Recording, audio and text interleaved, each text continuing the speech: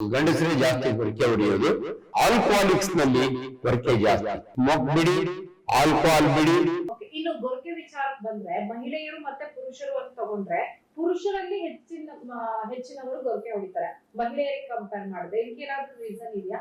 ಇಲ್ಲ, ಅದು ನಿಜಾನೇ. ಸ್ಟಾಟಿಸ್ಟಿಕಲ್ ಗಂಡಸರೇ ಜಾಸ್ತಿ ಗೊರಕೆ ಹೊಡೆಯೋದು.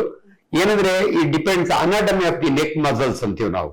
ಸೊ ಆ ಮಸಲ್ ಮೇಲೆ ಡಿಪೆಂಡ್ ಆಗುತ್ತೆ. ಗಂಡಸರಿಗೆ compare to female voice box ದೊಡ್ಡದಿರುತ್ತೆ, ಮಸಲ್ಸ್ ಕೂಡ ಟಂಗ್ ಆಗ್ಲಿ ಪ್ಯಾಲೆಟ್ ಆಗ್ಲಿ. ಸೊ ನ್ಯಾಚುರಲಿ ಅವೆಲ್ಲ ವೈಬ್ರೇಷನ್. ಮೋರ್ ಅವರು ಸ್ಮೋಕರ್ಸ್ ಇರ್ತಾರೆ, ಸೊ ಇವೆಲ್ಲ ಕೂಡ ಕೌಂಟ್ ಆಗುತ್ತೆ. ಸ್ಮೋಕಿಂಗ್ ಬಿಡ್ಬೇಕು. ಅದಕ್ಕಿಂತ ಬಹಳ ಇಂಪಾರ್ಟೆಂಟ್, ತುಂಬಾ ಆಲ್ಕೋಹಾಲಿಕ್ಸ್ ಇರ್ತಾರೆ. ಆಲ್ಕೋಹಾಲಿಕ್ಸ್ ನಲ್ಲಿ ಗೊರಕೆ ಜಾಸ್ತಿ. ಅದ್ರೊಳಗೆ ತುಂಬಾ ನೈಟ್ ಪೆಗ್ಸ್ ಜಾಸ್ತಿ ತಗೊಂಡು ಮಲ್ಕೊಂಡ್ರೆ ಅವ್ರಿಗೆ ಇದೊಂದು ಇಂಪಾರ್ಟೆಂಟ್ ಪಾಯಿಂಟ್.